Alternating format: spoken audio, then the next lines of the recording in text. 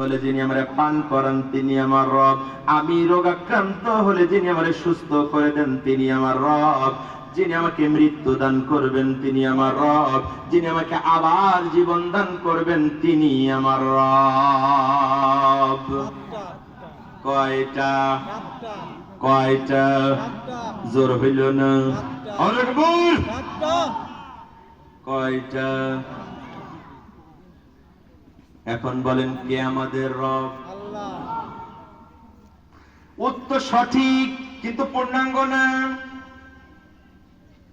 আল্লাহ আমার রব এই কথা সারা জীবন বলে গেছেন, কিন্তু রুবুবিয়তের হক আদায় হয়নি, আপনি বোঝেনও না। এই কথা ঠিক কি না বলেন?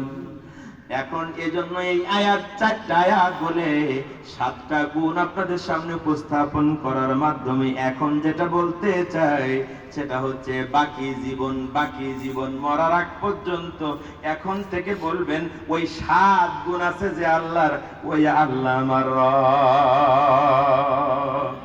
কথা বোঝা যায়? তার মানে কি? এই কথা বললে ও তাই রব হওয়ার জন্য